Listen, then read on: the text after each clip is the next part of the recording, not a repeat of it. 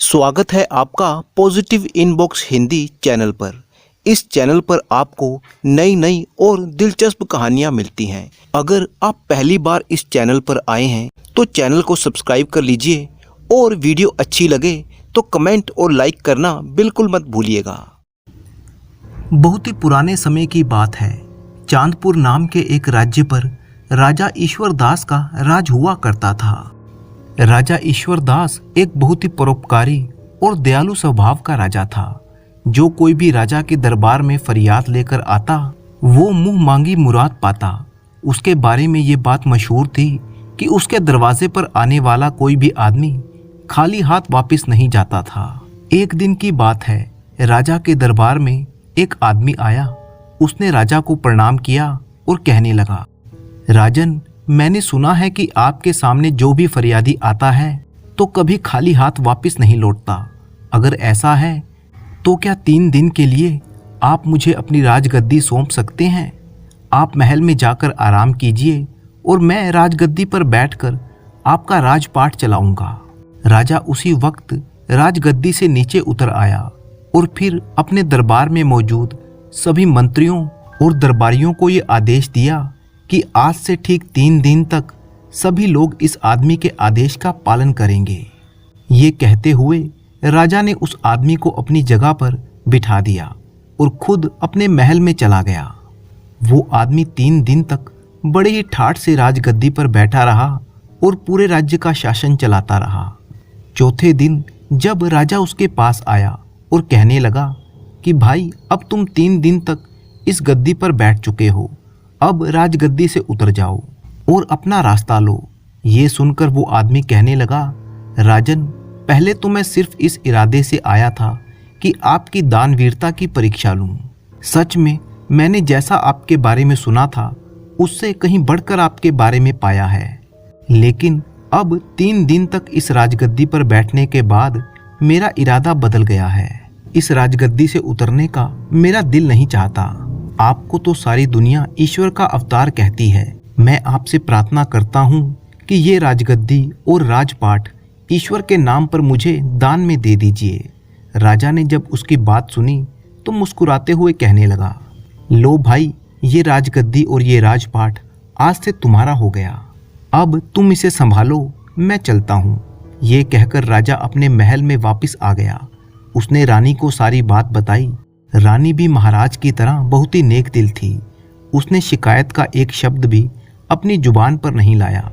राजा और रानी अपने दोनों बेटों को लेकर महल से बाहर निकल पड़े। जाने से पहले उन्होंने अपने राजसी वस्त्र त्याग दिए और साधारण वस्त्र पहन लिए। राजा को ईश्वर पर बड़ा ही विश्वास था। वह मन ही मन में सोचने लगा कि लगता है परमात्मा ने मेरे लिए कुछ और ही सोच रखा है। राजा अपनी पत्नी और दोनों बेटों को लेकर सफर पर रवाना हो गया। वह सोचने लगा, कल तक मेरी सवारी के लिए सैकड़ों हाथी और घोड़े मौजूद थे, आज पैदल चलना पड़ रहा है। कल तक हजारों नौकर चाकर मेरे सामने खड़े रहते थे और आज कोई हालचाल पूछने वाला भी ना था। मगर राजा ने ऐसी हालत में भी शिकायत का एक शब्द अपनी जुबान पर नहीं लाया। पैदल सफर करते करते वो कभी 2 कोस चलते तो कभी 4 कोस। कभी कुछ खाने को मिल जाता तो कभी भूखे ही रहना पड़ता। मगर इस पर भी उसे परमात्मा पर पूरा भरोसा था। वो हमेशा परमात्मा का धन्यवाद करता। कुछ दिनों तक इसी तरह से पैदल सफर करने के बाद वो एक नगर में पहुंचे और एक सराय में जाकर ठहर गए। उस नगर के बाहर एक सौदागर का काफिला आकर रुका था। सौदागर अपने घोड़े पर सवार नगर की सैर करता हुआ उस सराय की तरफ आ निकला जिसमें राजा और उसका परिवार ठहरा हुआ था। सौदागर की नज़र जब रानी पर पड़ी तो उसे देखते ही वो समझ गया कि ये औरत किसी ऊंचे खानदान की है। वो मन ही मन रानी पर मोहित हो चुका था और उसने इरादा किया कि क्यों ना इस औरत से वो शादी कर ले। मन में कुछ सोचकर वो राजा के पास गया। उसका हालचाल पूछने के बाद सौदागर रोनी सूरत बनाकर कहने लगा, हजूर, मैं एक व्यापारी हूँ। मेरा काफिला नगर के बाहर ठहरा हुआ है। मेरी पत्नी को बच्चा होने वाला है और इस समय कोई भी ऐसा नहीं है जो उसकी देखभाल कर सके। मुझे आप एक बहुत ही नेक दिल और दयालु इंसान मालूम पड़ते हैं। क्या आप अपनी पत्नी को एक दिन के लिए मेरे साथ भेज सकते हैं? शायद उनकी वजह से मेरी पत्नी की तकलीफ कुछ कम हो सके, वरना मुझे तो लगता है कि वो जिंदा नहीं रह पाएगी। राजा और उसकी रानी सौदागर की बातें सुनकर कुछ घबरा गए। आखिर नेक दिल राजा ने रानी से कहा, रानी, अगर इस गरीबी की हालत में भी हम किसी के काम आ सकें तो ये हमारे लिए खुशकिस्मती की बात है। तुम देर ना करो और भगवान ना जाने इसकी पत्नी किस हालत में होगी। रानी ने अपनी जुबान से इनकार का एक शब्द तक नहीं कहा और उसी वक्त सौदागर के साथ चल पड़ी। सराय से बाहर आकर सौदागर कहने लगा, मेरा काफिला शहर से काफ़ी दूर है और मुझे यहाँ पर आए हुए काफ़ी देर हो चुकी है। आप ऐसा कीजिए, मेरे साथ मेरे घोड़े पर बैठ जाइए ताकि हम जितनी जल्दी हो सके काफिले तक पहुँच जाएं। रानी बेचारी उस सौदागर की चालबाजी को नहीं समझ सकी और उसके साथ घोड़े पर सवार हो गई। सौदागर घोड़े पर सवार रानी को लेकर अपने काफिले पर पहुंचा। उसने अपने काफिले को कूच करने का आदेश दिया। अपना घोड़ा उसने एक तरफ भगाया और रानी को ले चला। ये सब कुछ देखकर रानी को सौदागर की चालबाजी का पता लगा। रानी ने बहुत शोर मचाया, बहुत तड़पी, चीखी चिल्लाई, मगर सौदागर को उस पर बिल्कुल भी दया न आई। वह उसे घोड़े पर बिठाकर कहीं का कहीं जा पहुंचा। दूसरी तरफ सराय में इंतजार करता हुआ राजा सोचने लगा कि उसकी पत्नी अब तक क्यों नहीं आई। उसने सोचा क्यों ना खुद चलकर देखा जाए कि आखिर माजरा क्या है। वह अपने दोनों लड़कों को अपने साथ लेकर सराय से निकला, शहर से बाहर आ पहुंचा। उसने सौदागर के काफिले को ढूंढने की बहुत ही कोशिश की, लेकिन काफिले का कहीं पता न चला। तभी उसे उत्तर दिशा में धूल उड़ती हुई दिखाई दी। राजा ने अनुमान लगाया कि जरूर वो काफिला उसकी रानी को लेकर उसी तरफ गया है। राजा भी अपने दोनों लड़कों को लेकर उस दिशा की तरफ चल दिया जिस तरफ काफिला गया था। थोड़ी दूर चलने के बाद राजा रास्ता भटक गया और कहीं दूसरी जगह जा निकला जहां उसके सामने एक नदी बह रही थी। राजा ने इधर उधर देखा कि शायद नदी पार करने के लिए कोई नाव मौजूद हो, लेकिन वहां पर कोई नाव नहीं थी। उसने कुछ देर तक सोचा और फिर बड़े लड़के को नदी के किनारे पर बिठाया, छोटे लड़के को अपने कंधे पर बिठाया और नदी में उतर गया। राजा का इरादा था कि पहले छोटे बेटे को नदी के पार लगा आए और फिर वापस आकर बड़े बेटे को ले जाएगा, लेकिन इंसान सोचता कुछ है और होता कुछ और है। वह छोटे लड़के को कंधे पर उठाकर बड़ी ही मुश्किल से नदी के बीचों बीच पहुंचा। तभी उसे बड़े लड़के की चीख सुनाई दी। उसने मुड़कर देखा तो एक भेड़िए ने उसके बेटे को दबोच रखा था।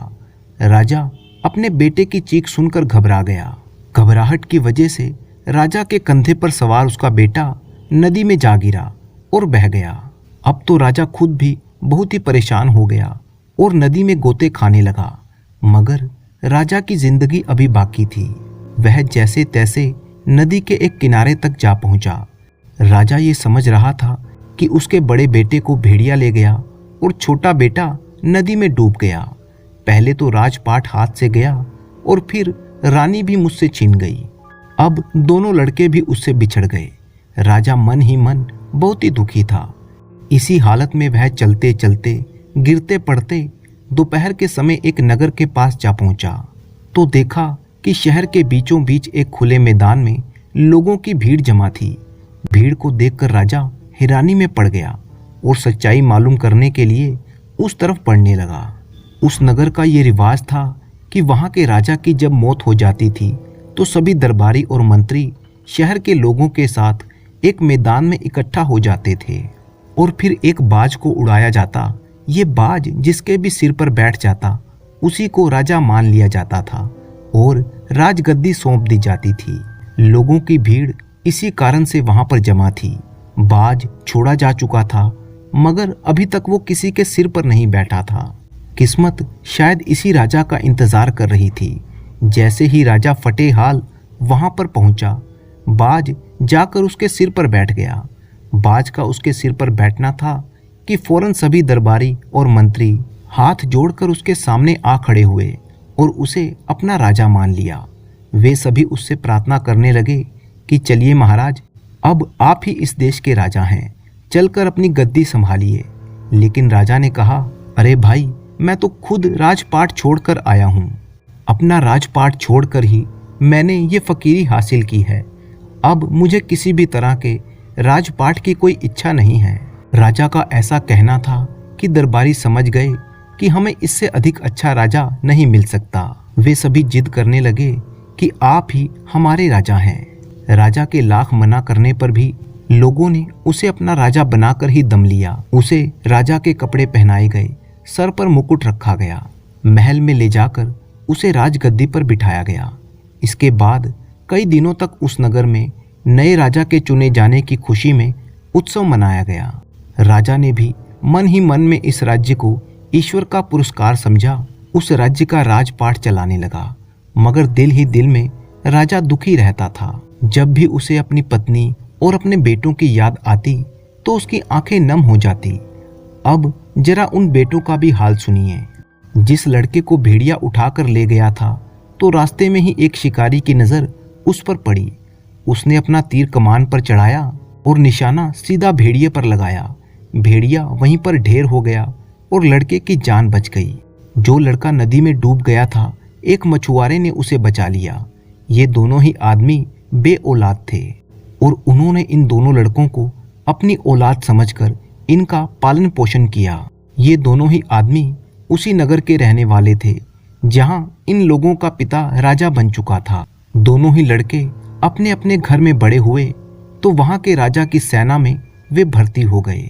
भाग्य का करना ऐसा हुआ कि उन दोनों को राजा का अंगरक्षक बना दिया गया। समय बीतने की वजह से दोनों लड़कों की शक्ल सूरत अब बिल्कुल बदल चुकी थी। ना तो राजा ही उन्हें पहचान सका कि ये उसी के बेटे हैं और ना ही उन लड़कों की समझ में ये आया कि राजगद्दी पर जो इंसान बैठा है यही उनका पिता है। बल्कि उन दोनों को तो ये भी एहसास ना हुआ कि वे दोनों सगे भाई हैं। ये भी कुदरत का ही खेल था कि वे इकट्ठे होकर भी अलग अलग ही थे। अब वह दोनों लड़के अंगरक्षक के रूप में हमेशा राजा के साथ ही रहते थे। राजा जब उनसे बातें करता तो उसे बहुत ही अच्छा महसूस होता। उन दोनों लड़कों से बातें करके राजा के मन को बहुत ही सुकून मिलता। अब किस्मत का करना ऐसा हुआ कि वो धोखेबाज सौदागर जो रानी को उठाकर ले गया था, इसी नगर में आ गया। इस दौरान सौदागर ने लाख कोशिश की कि रानी उससे शादी कर ले, मगर वो नेक औरत किसी तरह भी शादी के लिए राजी ना हुई। सौदागर उसे एक अलग खेमे में रखता था और उसकी कड़ी निगरानी की जाती थी। इस सौदागर का यहाँ के पहले राजा के दरबार में अक्सर आना जाना रहता था। सारे दरबारी और मंत्री इस सौदागर को अच्छी तरह से पहचानते थे। जब सौदागर को पता लगा कि पुराने राजा की मौत हो चुकी है तो सौदागर को बहुत ही दुख हुआ। लेकिन मंत्रियों ने उसे बताया कि नया राजा पहले से भी ज़्यादा नेक दिल और न्यायप्रिय है। तो ये सुनकर सौदागर ने मंत्री के हाथ राजा के लिए कुछ तोहफे भिजवा दिए और फिर खुद भी राजा से मिलने के लिए पहुंच गया। किस्मत की बात है कि राजा ने नहीं पहचाना कि ये वही धोखेबाज आदमी है जो उसकी रानी को ले भागा था। सौदागर भी ये ना समझ सका कि ये राजा भी वही आदमी है जिसे उसने धोखा दिया था। राजा ने सौदागर की बहुत ही मेहमान नवाजी की। सौदागर कई देशों की यात्रा कर चुका था। राजा सौदागर से उन देशों के बारे में पूछता और सौदागर उसे अपने सफ़र के किस्से सुनाता। एक दिन की बात है जब सौदागर और राजा काफ़ी देर तक बातें कर रहे थे। शाम ढल चुकी थी। तब राजा ने सौदागर से कहा, दोस्त, आज की शाम तुम यहीं पर रुक जाओ। मुझे व्यापार के मामले में तुमसे कुछ ज़रूरी बातें करनी हैं। सौदागर उस रात महल में रह तो गया, लेकिन वह कुछ परेशान सा नज़र आ रहा था। राजा ने सौदागर से परेशानी का कारण पूछा तो सौदागर कहने लगा, हजूर, बात दरअसल ये है कि मेरी पत्नी पागल हो गई है। उसकी देखभाल मुझे खुद करनी पड़ती है। मुझे हर समय ये डर लगा रहता है कि कहीं पागलपन की वजह से वो कहीं भाग ना निकले और किसी मुसीबत में ना फंस जाए। इस पर राजा ने कहा, तुम आज महल में ही रहो और तुम्हारी पत्नी की चिंता मत करो। उसकी देखभाल का बंदोबस्त हम कर देंगे। राजा ने ये कहकर अपने दोनों अंगरक्षकों यानी उन दोनों लड़कों को सौदागर के काफिले में जाकर उस खेमे का पहरा देने का आदेश दिया जिसमें सौदागर की पत्नी यानी रानी को रखा गया था। दोनों लड़कों ने आदेश पाकर उसी वक्त जाकर खेमे के बाहर पहरा देना शुरू कर दिया जिस खेमे में वो औरत कैद थी।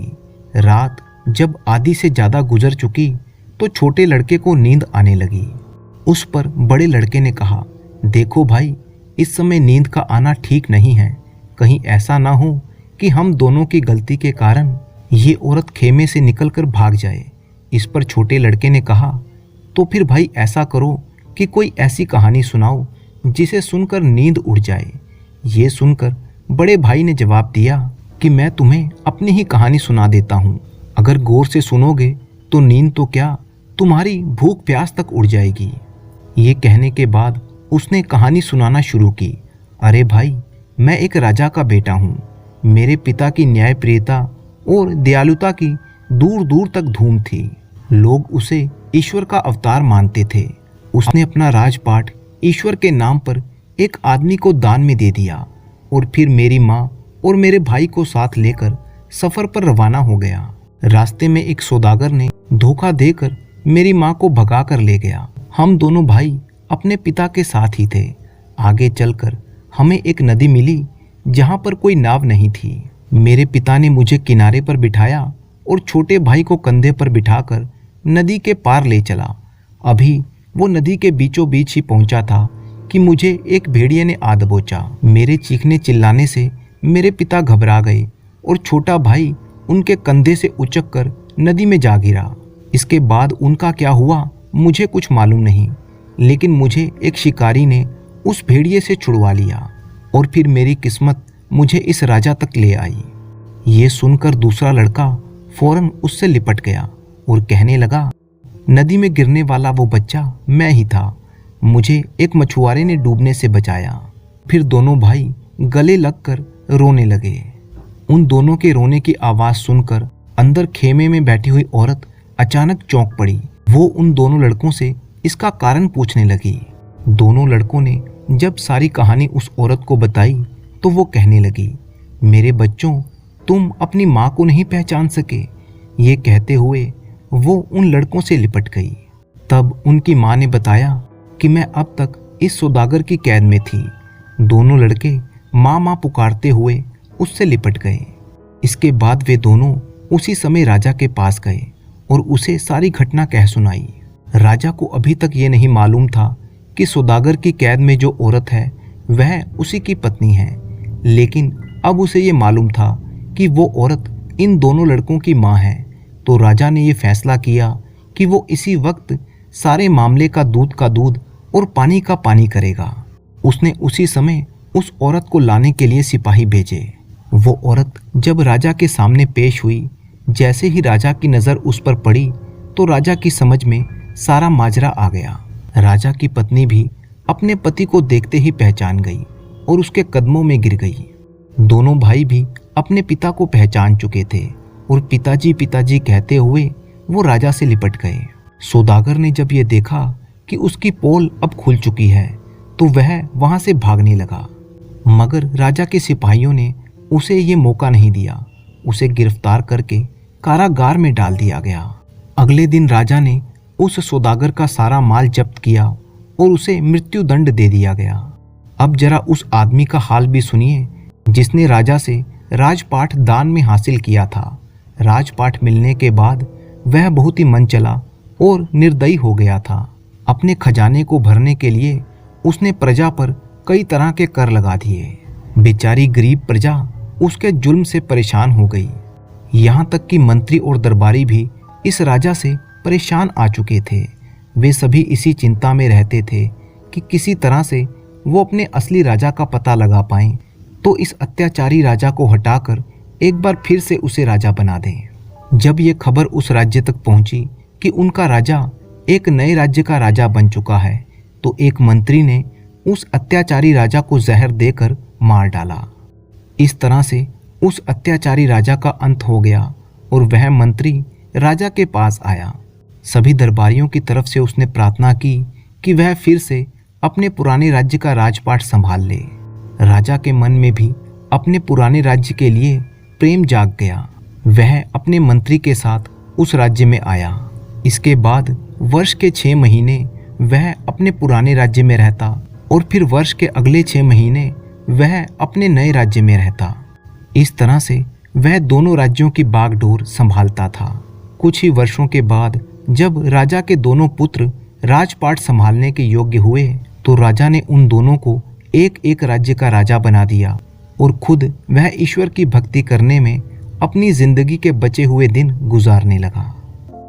तो दोस्तों, कहानी अगर आपको पसंद आई हो तो इस कहानी को लाइक कीजिए। इसी तरह की मज़ेदार कहानियाँ सुनने के लिए चैनल को सब्सक्राइब कर लीजिए और कमेंट करना बिल्कुल मत भूलिएगा। तो मिलते हैं आपसे किसी अगली कहानी में।